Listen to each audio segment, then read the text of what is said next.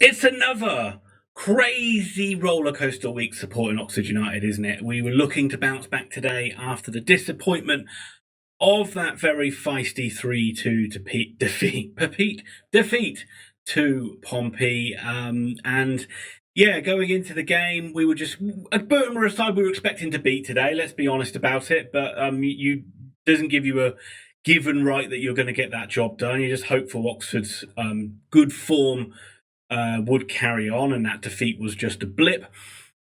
But yeah, there was some bad news knocking around. Bad news about Marcus Brown. Marcus Brown going down injured, obviously. Obviously, Elliot Moore's out for a few weeks, 6 weeks or something like that. Could be 8. That's a lot. And Marcus Brown, who all week Robbo was saying the injury wasn't too bad, and yeah, out for 6 to 8 weeks, or maybe 6, but which could rule him out for the rest of the season. So I wouldn't get too attached to seeing Marcus Brown this season. We might have to unveil him as another new signing at the start of next season. So disappointing for him. You know, it's not fun for him for sure, coming back from injury. But yeah, so you're just hoping Oxford can put that right on the pitch, and they did.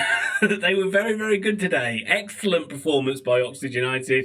They cruised past Burton today. The score finished Oxford United 4, Burton Albion 1. And a 3-5-2 continues to flourish, doesn't it? And two of the players that weren't playing against Pompey made a massive difference in Mark Sykes and in Sam Baldock. And it was Baldock who got the scoring started in this game. He scored a beautiful header after 6 minutes. Oxford totally in charge from the start, really.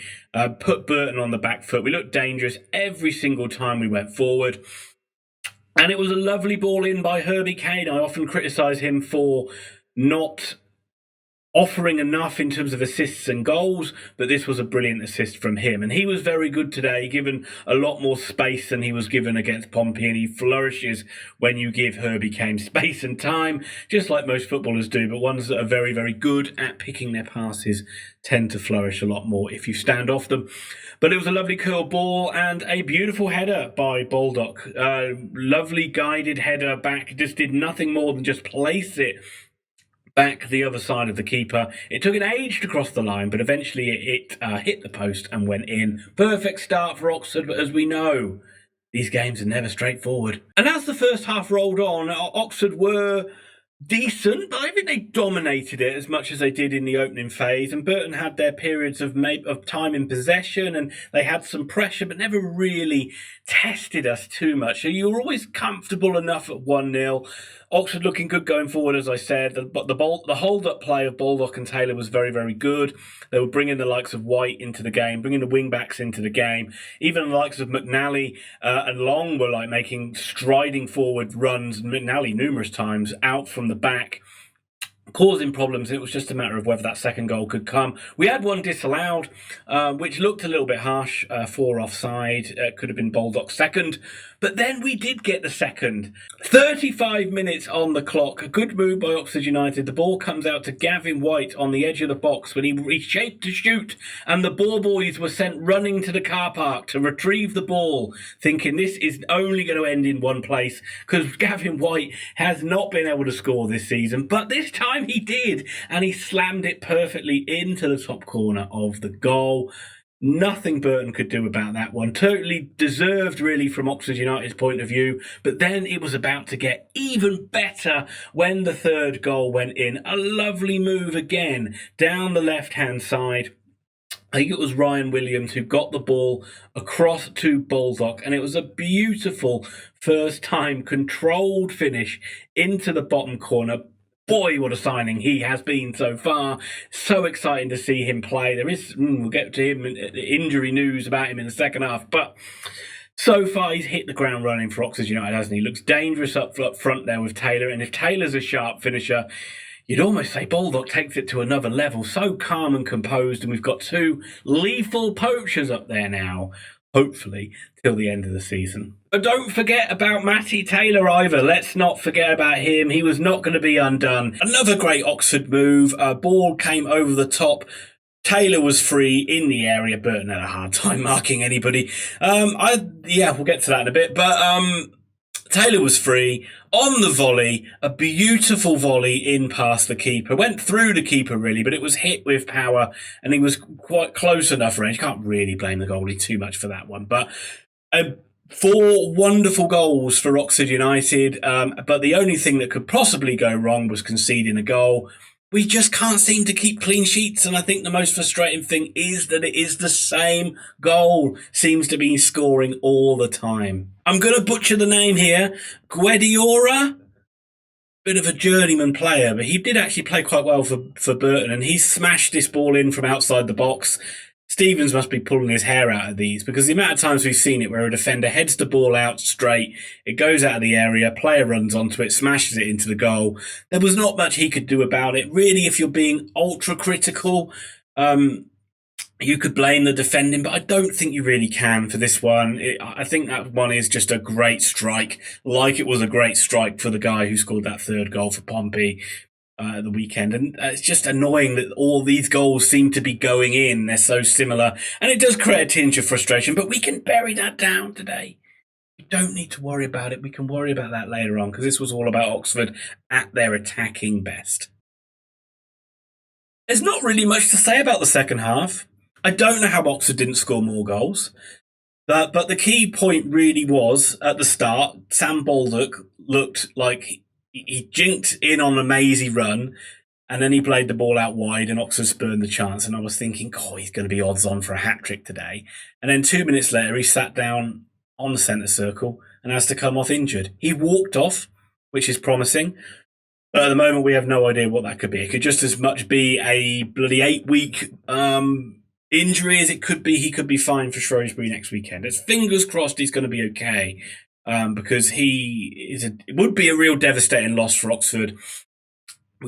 As we have seen, we do not have the quality of backup to Taylor or Baldock, and just hopefully he can stay fit, because he's made a real difference so far. And there were numerous chances for this one. Burton did change it around a little bit, but never really caused us any threat. This game was over, really. It was just a matter of how many Oxford wanted to score. The most embarrassing one is Sam Winnell's miss. That was a shocker.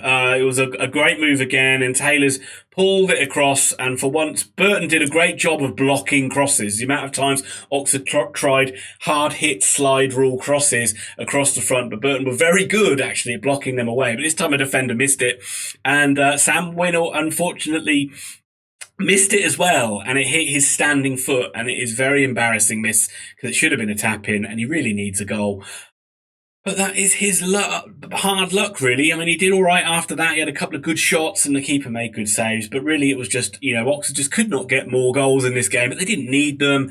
But a brilliant performance. A brilliant performance from Oxford United. Exactly what we needed after that defeat, as I said. As comfortable win as they can. Burton pretty much epitomised mid-table in this league, aren't they, really? They were solid, they were organised, but they didn't have much quality. It looked like they were threats from set pieces, but Oxford just mowed through them, really, today. And that is what we've come to expect from Karl Robinson's bunch of entertainers. And we should be really proud of the club. We should be really proud of the players we've got. And if nothing else, you should enjoy watching Oxford United games, because win or lose, we seem to provide bloody good entertainment every single game. With midweek football kind of done now, I think we've got maybe a couple of midweek games over Easter, maybe, I'm not sure.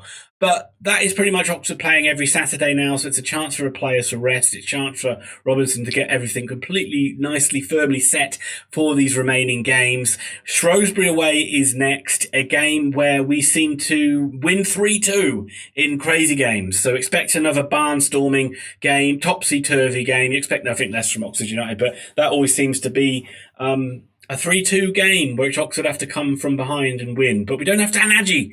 So how are we possibly going to do it? Not really a game for singling out people, because Oxford were just superb, but Sykes' energy just adds so much to this Oxford side. We really miss him when he wasn't there.